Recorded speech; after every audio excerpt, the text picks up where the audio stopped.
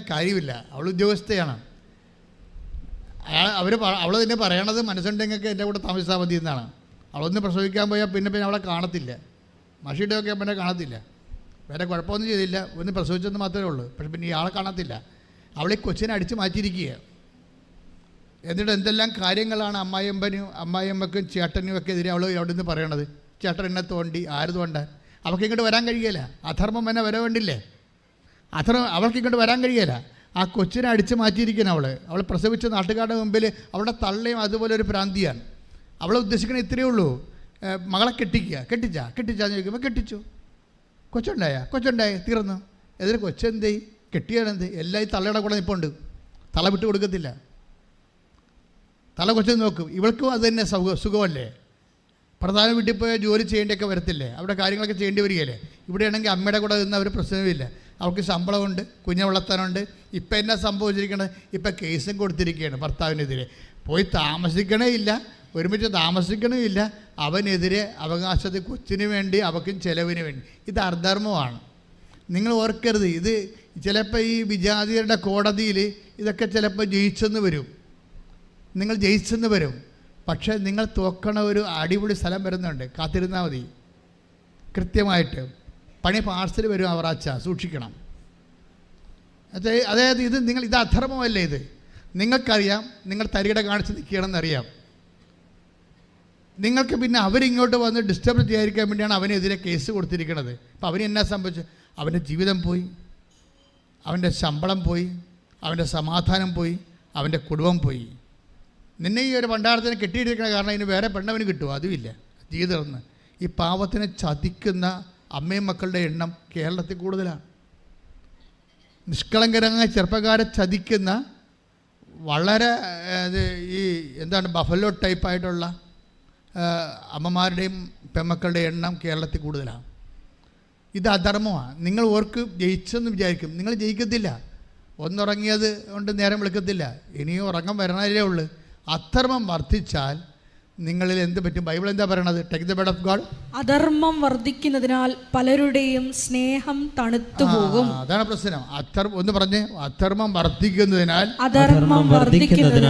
പലരുടെയും സ്നേഹം തണുത്തു പോകും. അതാ വിഷയം. ഇപ്പം അമ്മ ഈ വയസ്സാം കാലത്ത് മകളെ പിടിച്ച് നിർത്തിയിരിക്കുകയാണ്. അവരെ താങ്ങാനും അവിടെ കാര്യം ചെയ്യാൻ വേണ്ടി ഒരു കുടുംബം നശിപ്പിച്ചുകൊണ്ട്. ഞാനൊരു കാര്യം പറയും. ഞാൻ ഇന്ന് കേരളത്തിൽ എൻ്റെ ഒരു കണക്ക്, എൻ്റെ ധാരണയാണ്, ഞാൻ 87-6 തുടങ്ങിയാണ് കൗൺസിലിങ്. ദാറ്റ് മീൻസ് ഓൾമോസ്റ്റ് ഒരു 21 lakhs ആൾക്കാരെ കൗൺസിൽ ചെയ്തിട്ടുണ്ട്. ഞാൻ ഇടയ്ക്ക് പറയാറുണ്ട്, കുടുംബം തകർന്നതിൻ്റെ ഒരു 60% കാര്യം പെണ്ണിൻ്റെ അമ്മമാരാണ്. ഞാനും പറയണത് വെറുതെ പറയണതല്ല. ഞാൻ എൻ്റെ കൈ കൂടിയാണല്ലോ ഈ സാധനം ഈ 37 കൊല്ലം പോകുമ്പോൾ നമുക്ക് അറിയാൻ പറ്റും. അപ്പോൾ എനിക്ക് സങ്കടം വരാറുണ്ട്. ഭയങ്കര കത്തോലിക്കരാണ്, ക്രിസ്ത്യാനിയാണെന്നൊക്കെ പറഞ്ഞിട്ട് കഥയൊന്നുമില്ല. ഇവൾ തനി കൈയും കാലും വെച്ച് സാരി ഉടുത്ത വലിച്ചാഴിയാണ് ഈ സാധനം. ഇവൾ നശിപ്പിച്ചിരിക്കുന്ന കുടുംബങ്ങളുടെ കണ്ണുനീരിന് അത് കുടത്തിൽ കോരിയാലും തീരത്തില്ല. നിങ്ങൾ അങ്ങനെ എന്തെങ്കിലും മനഃപൂർവ്വം ആരുടെങ്കിലും ചതിച്ചിട്ടുണ്ടെങ്കിൽ ഉടമ്പടി എടുക്കുമ്പോൾ നിങ്ങൾ അനുതാപപ്പെടണം. കാര്യം എന്താ വെച്ചാൽ ദൈവം അത് ഉടമ്പടിയിലല്ലെന്ന് പറയുന്ന കാര്യം ചതി. അതുപോലെ തന്നെ നിങ്ങളുടെ സ്വാർത്ഥതയ്ക്ക് വേണ്ടി ദൈവത്തിന് വശം പെടുത്താൻ നോക്കിക്കഴിഞ്ഞാൽ, ഇന്നലെ ഒരുത്തിയെ ഞാൻ ഇവിടുന്ന് ഓടിച്ചിട്ട് കളഞ്ഞു. എന്താ കാര്യം വെച്ച് കഴിഞ്ഞാൽ, എന്താ പ്രശ്നം വെച്ചാൽ നിലയം പിടിച്ച് നിൽക്കുകയാണ് അമ്മയും മകളും കൂടി നിലയം പിടിച്ച് നിൽക്കണം. കർണാടകക്കാരത്തിയാണ്, ടഡും ക്രിസ്ത്യാനിയാണ്. അപ്പോൾ ഇവർക്ക് ചീട്ട് കിട്ടിയില്ല. ഇപ്പോൾ ഇവിടെ നിന്ന എൻ്റെ സ്റ്റാൻഡ് ബൈ ആയിട്ട് നിൽക്കുന്ന സഹോദരൻ എൻ്റെ മുമ്പിൽ കരഞ്ഞപ്പോൾ അയാളെ വിശ്വസിച്ച് എന്നെ ഇൻട്രൊഡ്യൂസ് ചെയ്ത്, അച്ഛാ ഇവർ കർണാടകത്തിൽ നിന്ന് വന്നതാണ്, രാവിലെ വന്നതാണ്, ഇവളുടെ ഭർത്താവ് ഇവളെ ഉപേക്ഷിച്ച് ഭയങ്കര കേസൊക്കെയാണെന്നൊക്കെ പറഞ്ഞു. അപ്പോൾ ഞാനിപ്പോൾ ആയാലും ചെറുപ്പക്കാരത്തല്ലേ, വേദനിക്കണമെല്ലാം വിചാരിച്ചതിന് വിളിച്ച് ഞാൻ ഇവളുടെ ഭർത്താവിൻ്റെ ഫോട്ടോ എനിക്ക് തന്നു, കല്യാണ ഫോട്ടോ. ഞാൻ അതും കൊണ്ട്, അപ്പോൾ ഞാനാണ് തളർന്ന് നിൽക്കുന്നത്. രാവിലെ നിൽക്കുന്ന ഉച്ച കഴിഞ്ഞ് വന്ന് നിന്നിട്ട് നിൽക്കുകയല്ലേ ഇവിടെ. അപ്പോൾ കാലൊക്കെ നീരിറക്കി ഒരു പരുവമാണ്. അപ്പോൾ എന്നാലും ഞാൻ ഇവരുടെ കല്യാണ ഫോട്ടോയും കൊണ്ട് ഞാൻ അമ്മയടുത്ത് വന്നപ്പോൾ ഈ സൗത്ത് പോളും നോർത്ത് പോളും 2 പോള്, അതായത് ഈ കാന്തം ഒരേ പോലുള്ള കാന്തം വികർഷിക്കണ പോലെ എന്നെ അടിച്ചു മാറുന്ന പോലെ സാധനം തള്ളി മാറ്റി. അപ്പോൾ എനിക്ക് ഡൗട്ട് തോന്നി. കാര്യം അവിടെ കാണിക്കാൻ പറ്റണില്ല. ഞാൻ തിരിച്ചു വന്ന മകളോട് ചോദിച്ചു, എടി നിൻ്റെ കയ്യിലാണോ മിസ്റ്റേക്കാണല്ലോ അമ്മ പറയണമെന്ന് ചോദിച്ചു. നിൻ്റെ കയ്യിലാണല്ലോ മിസ്റ്റേക്ക് എന്നാണല്ലോ അമ്മ പറയണത്. അപ്പോൾ ഉടനെ ഇവർ രണ്ടും പമ്മി. എന്താ പമ്മിയൻ്റെ കാരണം എന്താ? അപ്പോൾ ഞാൻ ഉടനെ കൊച്ചിൻ്റെ അമ്മയോട് ചോദിച്ചു, ഇവളുടെ കയ്യിലാണ് മിസ്റ്റേക്കാണെന്നല്ല അമ്മ പറയണത്. അപ്പോൾ ഞാൻ ലാസ്റ്റ് നിൽക്കണ കാരണം ഞാൻ ചൂടായി നിൽക്കായിരുന്നു. അപ്പോൾ ഞാൻ പറഞ്ഞു എന്താ കാര്യം, കറക്റ്റ് കാര്യം പറയണമെന്ന് പറഞ്ഞു. അപ്പോൾ പറഞ്ഞു, അച്ഛാ ഇവളുടെ കയ്യിലാണ് മിസ്റ്റേക്ക്. എന്താ കാര്യം? ഇവൾ കല്യാണം കഴിച്ചിട്ട് വേറെ ഒരുത്തൻ ലൈൻ അടിച്ചതിൻ്റെ ഇടക്ക്. എന്നിട്ട് ഇവനെതിരെ ഇവൻ ലൈൻ അടിച്ച് വെച്ച് ഇവനെതിരെ കേസ് കൊടുത്തിരിക്കുകയാണ്.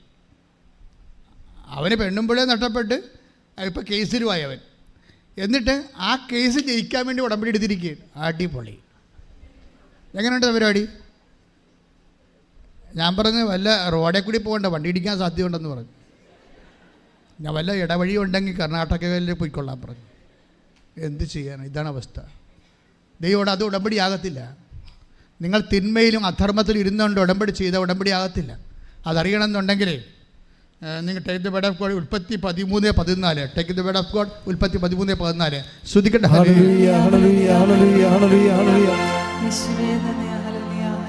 ഉൽപ്പത്തി 13:14. അബ്രാം ലോത്തിൽ നിന്ന് വേർപെട്ടതിന് ശേഷം കർത്താവ് അബ്രാമിനോട് പറഞ്ഞു. പണിപാളി കണ്ട. അബ്രാഹാം പറഞ്ഞേ, അബ്രാഹാം ലോത്തിൽ നിന്ന് വേർപെട്ടതിന് ശേഷം സ്വന്തം പെമ്മക്കളുടെ കൂടെ കിടന്ന് ഉറങ്ങണ കക്ഷിയാണ് ലോത്തെ. ഈ പണ്ടാരത്തിനെ കൊണ്ട് നടന്ന വല്ല കാലത്ത് ഉടമ്പടി ചെയ്യാൻ പറ്റുമോ? ചെയ്യാൻ പറ്റത്തില്ല. ക്ലിയർ അല്ലേ? അതാണ് പറയണത്. ഒന്ന് വായിച്ച്. അബ്രാം ഉൽപ്പത്തി 13:14. അബ്രാം ലോത്തിൽ നിന്ന് വേർപെട്ടതിന് ശേഷം പറഞ്ഞേ, അബ്രഹാം ലോത്തിൽ നിന്ന് വേർപെട്ടതിന് ശേഷം കർത്താവ് അബ്രാമിനോട് പറഞ്ഞു. കർത്താവ് അബ്രാഹിമിനോട് പറഞ്ഞു, നീ തലയുയർത്തി കിഴക്കോട്ടും പടിഞ്ഞാറോട്ടും തെക്കോട്ടും വടക്കോട്ടും നോക്കുക. നീ കാണുന്ന പ്രദേശമെല്ലാം നിനക്കും നിന്റെ സന്താന പരമ്പരകൾക്കും എന്നേക്കുമായി ഞാൻ തരും. വാഗ്ദാനമാണ്. എൻ്റെ ഉടമ്പടിയായി. ആ മനുഷ്യനെ വിട്ടു മാറിക്കഴിഞ്ഞപ്പോൾ ഉടമ്പടി ഓട്ടോമാറ്റിക്കായിട്ട് ഉടമ്പടിയായി. അപ്പം ദൈവം മാറി നിൽക്കുകയായിരുന്നു. ശരിക്കും പറഞ്ഞാൽ ആ അസത്തായ മനുഷ്യൻ അബ്രാഹത്തിൻ്റെ ജീവിതത്തിൽ നിന്ന് വിട്ടുമാറിക്കഴിഞ്ഞപ്പോൾ ഓട്ടോമാറ്റിക്കായിട്ട് ഉടമ്പടിയായി. നിങ്ങൾ എടുത്തിരിക്കുന്ന ഉടമ്പടി ആകണമെങ്കിൽ ആദ്യം തന്നെ അധർമ്മം ഉണ്ടോ എന്ന് നോക്കണം. അധർമ്മം നിങ്ങളുടെ കയ്യിൽ നിന്ന് ദൈവത്തിന് നിരക്കാത്ത എന്തെങ്കിലും കാര്യങ്ങളുണ്ടോ? ഉടമ്പടി ആദ്യം വന്നത് അങ്ങനെയാണ്. ബിജുകുമാറിൻ്റെ കയ്യിൽ പാപങ്ങൾ ലിസ്റ്റാണ് ഇടുന്നത്. എൻ്റെ കയ്യിൽ അനുഗ്രഹത്തിൻ്റെ ലിസ്റ്റുകൾ. 4 മണിക്കൂറത്തെ പ്രാർത്ഥന കഴിഞ്ഞപ്പോഴാണ് ഞങ്ങളുടെ രണ്ടുപേരുടെ ലിസ്റ്റ് ഒരുമിച്ച് വെച്ചപ്പോഴാണ് അമ്മ മാതാവിൻ്റെ മധ്യസ്ഥയിൽ ഈശോ പറഞ്ഞത്, അനുദപിച്ചാൽ നീ അനുഗ്രഹം പ്രാപിക്കുമെന്ന്. കൈയടിച്ച് കർത്താവിനെ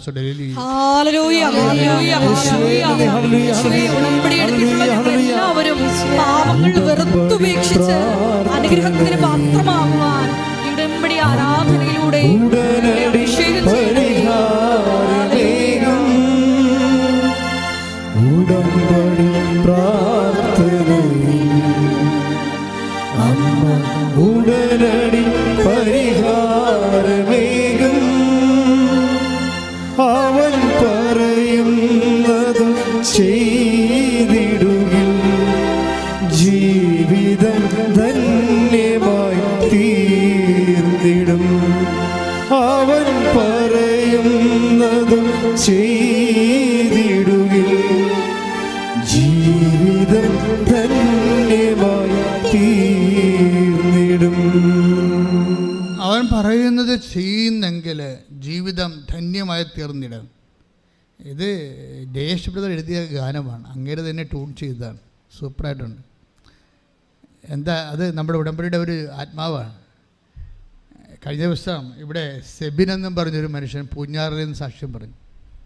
എനിക്ക് എൻ്റെ ഹൃദയത്തെ സ്പർശിച്ച സാക്ഷ്യമാണ്. സെബിൻ ഒരു ചെറുകിട വ്യവസായിയാണ്.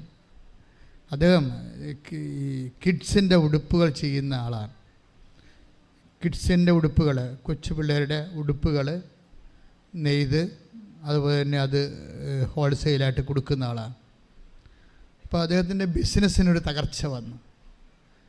ബിസിനസ് തകർച്ച വന്നപ്പോൾ അദ്ദേഹം ഉടമ്പടി ചെയ്തതെന്ന് വെച്ചാൽ ഒരു 1.5 ചെയ്ത്താണ് ചെയ്തിരിക്കുന്നത്. കാര്യം ഒറ്റ ആഴ്ച കൊണ്ട് അമ്മ അവിടെ ഫേമിങ്ങായിട്ട് ഡെവലപ്പ് ചെയ്ത് കളഞ്ഞു. വല്ലാത്ത രീതിയിൽ വ്യവസായം വിപുലമായി. കേരളത്തിലൊക്കെ വ്യവസായം വിപുലമാകാൻ എന്ത് പാടാ. കേരളത്തിൽ നിന്ന് ആൾക്കാർ വ്യവസായം കൊണ്ട് പോണ കാലമല്ലേ ഇത്. നമ്മുടെ ചെറുപ്പക്കാരെല്ലാം ജോലി ചെയ്യേണ്ട ബുദ്ധിയും ബോധമുള്ളവരെ ചെറുപ്പക്കാരെല്ലാം പഠിപ്പിട്ടുള്ളവരെല്ലാം രാജ്യം വിട്ടു പോകുന്നു. വ്യവസായികൾ നാട് വിട്ടു പോകണം. പാടശേഖരങ്ങളെല്ലാം ഉണങ്ങി വരണ്ട് കിടക്കണം. ഈ കേരളത്തിന് വേണ്ടിയാണ് ഏറ്റവും വലിയ പ്രാർത്ഥന. മണിപ്പൂരിന് വേണ്ടി പ്രാർത്ഥിക്കണമെന്ന് പറയുമ്പോൾ തന്നെ എൻ്റെ മനസ്സിൽ പറയും, മണിപ്പൂരിനേക്കാൾ ദുരന്തം വരാൻ പോണ കേരളത്തിലാണ്. കേരളത്തിൽ നിന്നൊരു സമൂഹം തന്നെ പോയിക്കൊണ്ടിരിക്കുകയല്ലേ. ഏറ്റവും വരാൻ പോകുന്ന ഏറ്റവും വലിയ വിപത്തുകൾ. എന്നിട്ട് തമ്മിൽ ജാതിപ്പോരും പാർട്ടിപ്പോരും അതിൻ്റെ പേരിലുണ്ടാകുന്ന രക്തസാക്ഷികളുടെ മണ്ഡപങ്ങളുടെ എണ്ണം കൂടുകയും അതൊരു കൃഷി പോലെ, ഒരു വ്യവസായം പോലെ കേരളത്തിൽ ചുവന്ന് ഇങ്ങനെ വികസിച്ച് നിൽക്കണ കാണാം. പലതരത്തിലുള്ള കളറിൽ. എന്താ പ്രശ്നം വെച്ച് കഴിഞ്ഞാൽ നമ്മളൊരു ഗുരുതരമായ ഒരു സാംസ്കാരിക ഇരുട്ടിലേക്ക് പോയിക്കൊണ്ടിരിക്കുകയാണ്. കാര്യം ആർക്കും ആരെയും രക്ഷിക്കാൻ പറ്റാത്ത രീതിയിൽ വല്ലാത്ത ഒരു അപാചയം, സാമൂഹ്യ അപാചയം, അതിൻ്റെ ദുർഗന്ധത്തിൻ്റെ മണം വ്യക്തമാണ്. കയ്യിൽ നിന്ന് വിട്ടുപോയ അവസ്ഥയാണ്. അതുകൊണ്ട് തന്നെ കേരളത്തെയും മണിപ്പൂരിനെയൊക്കെ സമർപ്പിച്ചുകൊണ്ട് ഒരു നിമിഷം അതിശക്തമായി സ്തുതിക്കട്ടെ. ഹല്ലേലൂയ.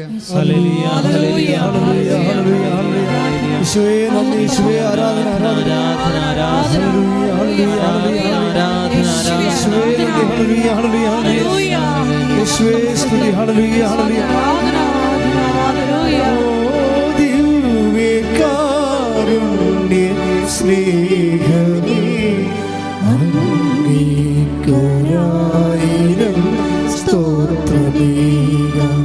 ഓ ദിവ്യകാരുണ്യ സ്നേഹമേ അങ്ങേക്കൊരായിരം സ്തോത്രമേകാം.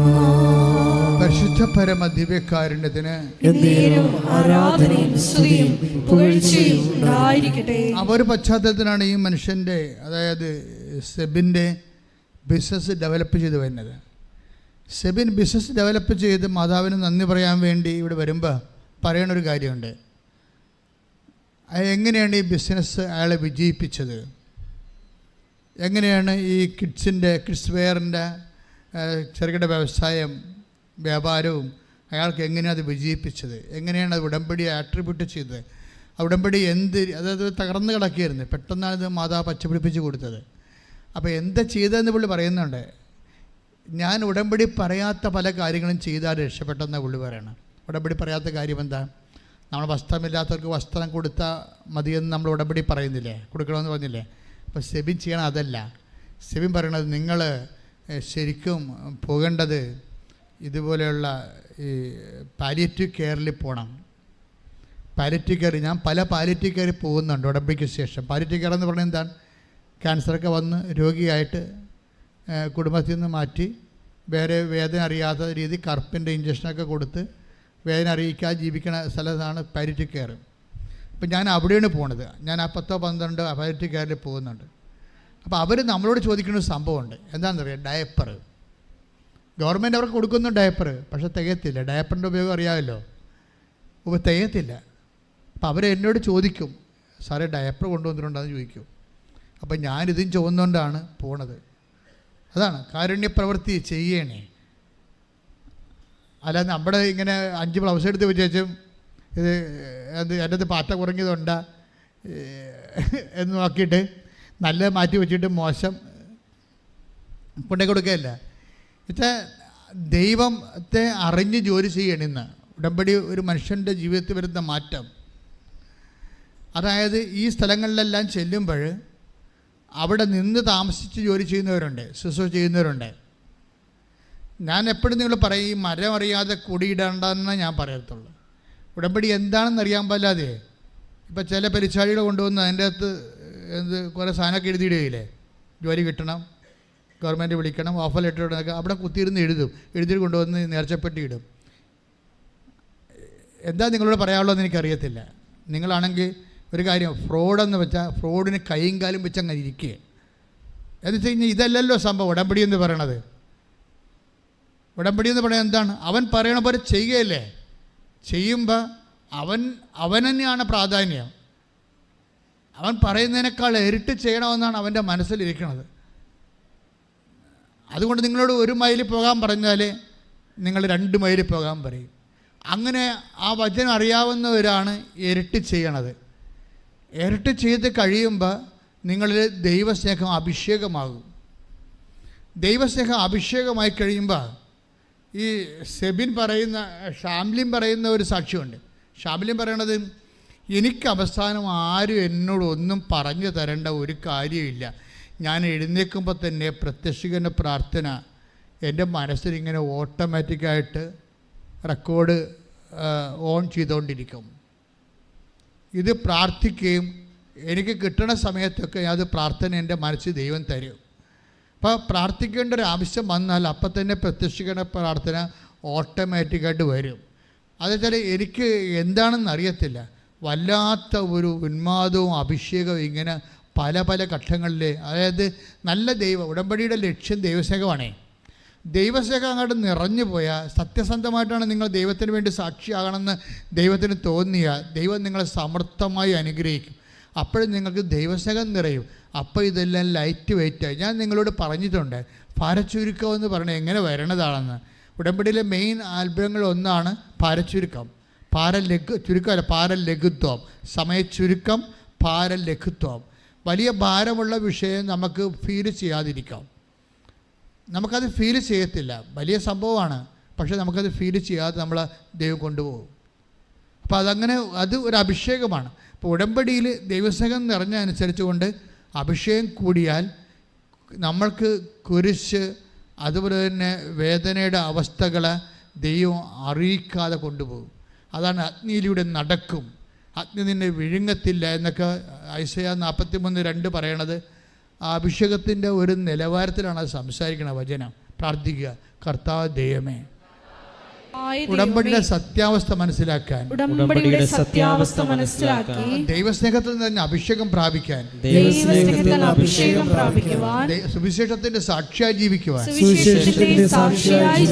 ഞങ്ങളെ അഭിഷേകം ചെയ്യണമേ. ശ്രുതികടെ ഹല്ലേലൂയ,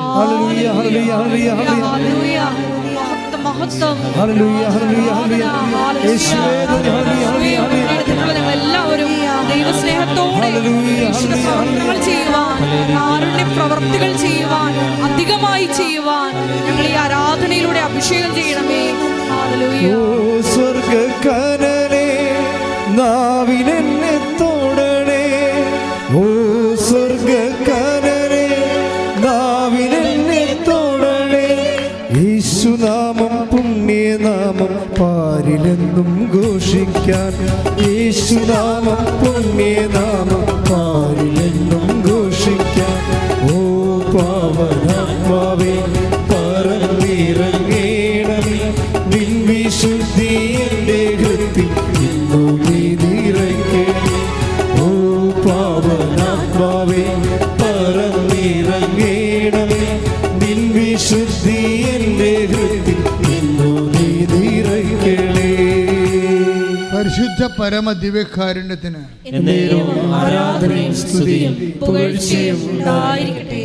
ദൈവസ്നേഹമായാലും വിശ്വാസമായാലും എൻ്റെ നിലവാരം ഒന്ന് ചെക്ക് ചെയ്യണം, നല്ലതാണ്. എല്ലാവർക്കും വിശ്വാസമുണ്ടേ. അല്ല പിന്നെ വയനാട് നിന്നൊക്കെ ആൾക്കാർ വന്ന് ഉടമ്പെടുക്കുക, വളരെ പാവപ്പെട്ടവർ. വിശ്വാസമുണ്ട്. വിശ്വാസത്തിൻ്റെ എക്സ്പ്രഷൻസാണ് അതുപോലെ പ്രധാനപ്പെട്ടത്. എല്ലാവർക്കും ദൈവസ്നേഹമുണ്ട്. ദൈവസ്നേഹത്തിൻ്റെ എക്സ്പ്രഷൻസാണ് അതുപോലെ പ്രധാനപ്പെട്ടത്.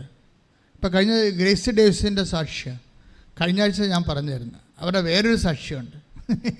അവരുടെ സാക്ഷ്യം വെച്ചാൽ അവരങ്ങനെ ഇവിടെ അമ്മയുടെ മുമ്പിൽ വന്ന് ഇരിക്കുകയാണ് ധ്യാനം കൂടാൻ വേണ്ടി. ധ്യാനം കൂടുന്ന കാര്യം കഴിഞ്ഞപ്പോൾ ഞാൻ നിങ്ങളോട് എന്ത് പറഞ്ഞാലുമേ ചില ആൾക്കാർ അത് സീരിയസ് ആയിട്ട് ഭയങ്കര അൾട്രാ സീരിയസ് ആയിട്ട് എടുക്കും. ചില ആൾക്കാർ അച്ഛൻ അങ്ങനെ പറഞ്ഞാൽ ധ്യാനത്തിൻ്റെ കൂടെ ഉള്ളതായിരിക്കും, അത് അവരത്ര സീരിയസ് എടുക്കില്ല.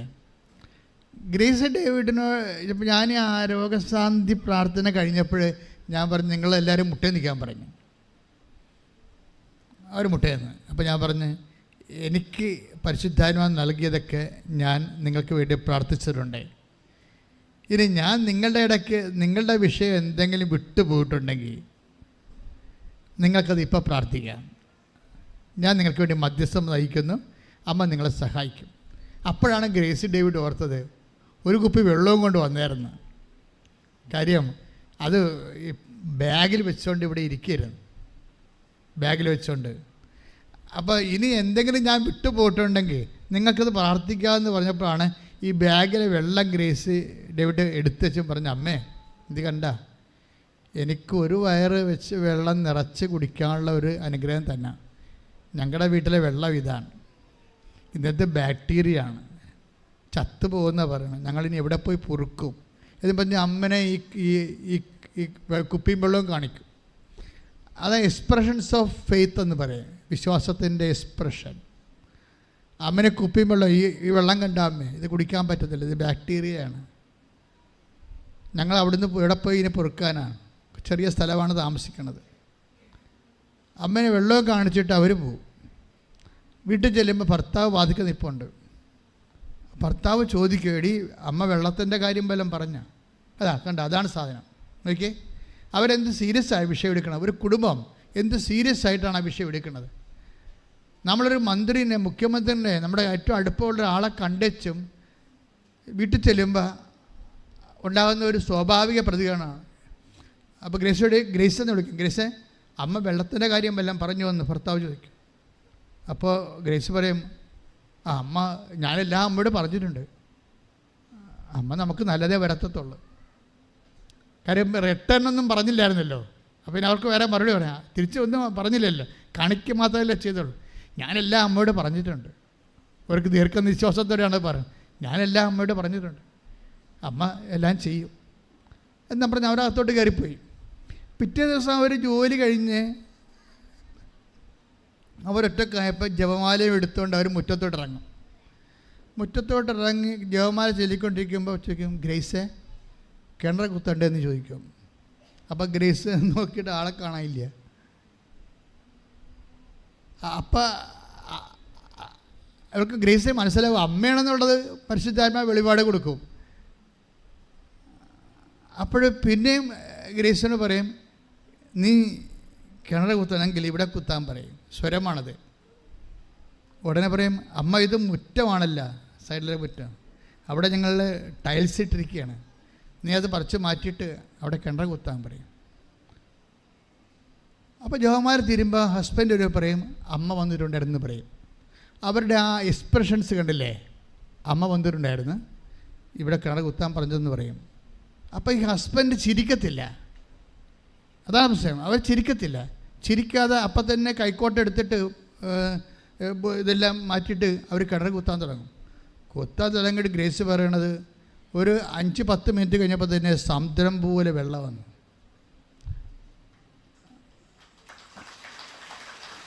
അതെന്താ സംഭവം എന്ന് വെച്ച് കഴിഞ്ഞാൽ, നമ്മൾ ഉടമ്പടിയുടെ ഒരു നിലവാരം അതാണ്. സത്യസന്ധമായ ദൈവത്തിൽ അടിയുറച്ച് മനസ്സുറച്ച് സ്നേഹിച്ച് വിശ്വസിക്കുന്നവനും അതുപോലെ തന്നെ ദൈവം ഇതുപോലെയാണ്, ബൈബിളിനേക്കാൾ പവർഫുള്ളാണ്. ബൈബിളിനേക്കാൾ എബ്രാഹത്തിൻ്റെ കാലത്തേക്കാൾ എത്രയോ ക്ലിയറാണിത്. എബ്രാഹത്തിൻ്റെ വിഷയത്തെക്കാളും ഇത് ക്ലിയറാണ്. അവിടെ ഉടമ്പടി. അപ്പോൾ എൻ്റെ സഹോദരനോട് എനിക്ക് പറയാനുള്ളത്, നിങ്ങൾ ഉടമ്പടി എടുത്തെങ്കിൽ അച്ഛനിലൂടെ ഇന്ന് ദൈവം നിങ്ങളോട് സംസാരിച്ച കാര്യങ്ങൾ ഓർത്തിട്ട് ഉടമ്പടി എക്സിക്യൂട്ട് ചെയ്യാം, പ്രയോഗത്തിൽ വരുത്താൻ വേണ്ടി സുവിശേഷവിഹിതമായ ഒരു നടപടിക്രമം സ്വീകരിക്കുക, ഒരു ചട്ടക്രമം സ്വീകരിക്കുക. നിയമം, ചട്ടം, വാഗ്ദാനം എല്ലാം പാലിക്കുന്നതിന് വേണ്ടിയുള്ള ഇന്ധനമാണ് ദൈവസ്നേഹം. ആ ദൈവസ്നേഹം നിങ്ങൾ നിറയുകയും അധർമ്മം കുറയുകയും വിശുദ്ധീകരിക്കപ്പെടുകയും കർത്താവിൻ്റെ സുവിശേഷത്തിൻ്റെ വലിയ സാക്ഷിയായി ദൈവം നിങ്ങളുടെ കൂടെ ജീവിക്കുന്നതും കുടുംബത്തിൽ ജീവിക്കുന്നതും സ്വരമായും സുഗന്ധമായും നിങ്ങൾക്ക് അനുഭവിക്കാൻ ദൈവം ഇടവരുത്തട്ടെ എന്ന് പ്രാർത്ഥിച്ചുകൊണ്ട് സ്തുതിക്കട്ടെ.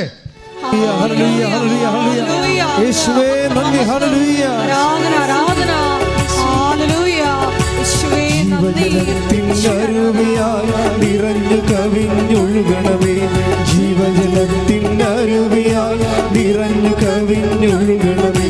സ്നേഹാഗ്നിജ്വാലയായി എന്നിൽ കത്തിപ്പടരണമേ, സ്നേഹാഗ്നിജ്വാലയായി എന്നിൽ കത്തിപ്പടരണമേ. ആത്മാവേ പരിശുദ്ധാത്മാവേ, ആത്മാവേ പരിശുദ്ധാത്മാവേ, എൻ ഹൃദയത്തിൽ വാഴും ആത്മാവേ, എൻ ഹൃദയത്തിൽ വാഴും ആത്മാവേ, നിറയണമേ എന്നിൽ, നിറയണമേ, നിറയണമേ എന്നിൽ, നിറയണമേ. ജീവജലത്തിനരുവിയായി നിറഞ്ഞു കവിഞ്ഞൊഴുകണമേ, ജീവജലത്തിനരുവിയായി നിറഞ്ഞു കവിഞ്ഞൊഴുകണമേ. സ്നേഹാഗ്നിജ്വാലയായി എന്നിൽ കത്തിപ്പടരണമേ, സ്നേഹാഗ്നിജ്വാലയായി എന്നിൽ കത്തിപ്പടരണമേ. ഹല്ലേലൂയ, ഹല്ലേലൂയ, ഹല്ലേലൂയ, ഹല്ലേലൂയ, യേശുവേ നന്ദി. Hallelujah, hallelujah, hallelujah, hallelujah.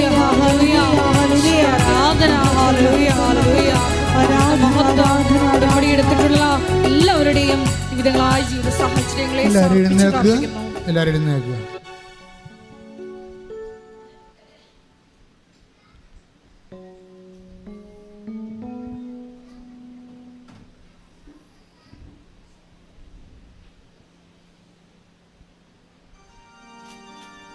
രോഗസൗഖ്യ പ്രാർത്ഥനയാണ്. ജീവിത ദുരിതങ്ങൾക്ക്, തടസ്സങ്ങൾക്കുമെതിരെയുള്ള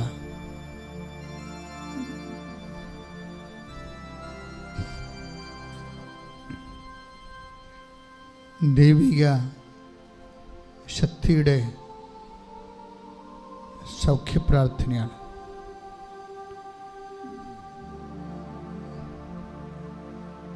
അച്ഛൻ പ്രാർത്ഥിച്ചുകൊണ്ടിരിക്കുമ്പോൾ നിങ്ങൾ സ്തുതിക്കുകയോ, വിശ്വാസപ്രമാണം അറിയാവുന്നവർ വിശ്വാസപ്രമാണം ചെല്ലുകയോ ചെയ്തുകൊണ്ട് നിങ്ങളുടെ വിശ്വാസത്തെ പ്രകടിപ്പിക്കുക. കർത്താവേ, നിന്റെ ഉന്നതമായ നാമത്തിന് സ്വസ്ഥം ചെയ്യുന്നു. കർത്താവേ, നിന്റെ വിശുദ്ധ പൗരോഹിത്യത്തെ മഹത്വപ്പെടുത്തണമേ. കർത്താവേ, സഭയിലുള്ള സാന്നിധ്യം പ്രകടമാക്കണമേ. 36 വർഷം അർപ്പിച്ച കുർബാനയുടെ യോഗ്യതയാണ്. കൃപാസ്ഥാനത്താരെ ജീവനോടെ പ്രത്യക്ഷപ്പെട്ട അമ്മമാതാവിൻ്റെ മാധ്യസ്ഥത്തിൽ ഈ അൾത്താരയിൽ നടന്ന 10,000 ആരാധനയുടെ ശക്തിയാൽ ഇപ്പോൾ പ്രാർത്ഥിച്ചുകൊണ്ടിരിക്കുന്നവരുമേ, ഇത് ഓൺലൈനായി എപ്പോഴെല്ലാം ആരെല്ലാം എവിടെയെല്ലാം വെച്ച് പ്രാർത്ഥിക്കുന്നുവോ അവിടെയെല്ലാം ജീവിതത്തിൽ, ശരീരത്തിൽ ഉണ്ടാകുന്ന ദൈവികമായ ജീവിത ദുരിതങ്ങളെ, തടസ്സങ്ങളെ പരിശുദ്ധമ്മയുടെ മാധ്യസ്ഥതയിൽ ഈശോ പൂർണ്ണമായി ഏറ്റെടുക്കട്ടെ. കർത്താവേ, ഓരോ മകൻ്റെ മേലും മകളുടെ മേലും നിൻ്റെ വിശുദ്ധമായ വലതുകരം വെക്കണമെന്ന് പ്രാർത്ഥിക്കുന്നു. കർത്താവേ, അടിപ്പിണർ പോലെ, വൈതാക്കാലം പോലെ ദൈവികമായ ശക്തി ഓരോ മകൻ്റെ മേലും മകളുടെ മേലും കർത്താവെ അങ്ങ് ഒഴുക്കണമെന്ന് പ്രാർത്ഥിക്കുന്നു. കർത്താവ്, ഉച്ചി മുതൽ ഉള്ളംകാൽ വരെ കർത്താവിൻ്റെ രക്തം പടരട്ടെ. ഉച്ചി മുതൽ ഉള്ളംകാൽ വരെ കർത്താവിൻ്റെ ശക്തി പടരട്ടെ. എൻ്റെ കർത്താവിൻ്റെ ഉന്നതമായ നാമത്തിൽ സഭയുടെ അധികാരത്തിൽ കുരിശിൻ്റെ അടയാളത്തിൽ ദൈവത്തിൻ്റെ ശക്തിയാൽ മാരകരോഗങ്ങൾ തീരാവേദികൾ ജീവിത ദുരിതങ്ങൾ യേശു നാമത്തിൽ മാറിപ്പോകട്ടെ. ഹല്ലേലൂയ ഹല്ലേലൂയ ഹല്ലേലൂയ യേശുവേ നന്ദി ഹല്ലേലൂയ ആരാധന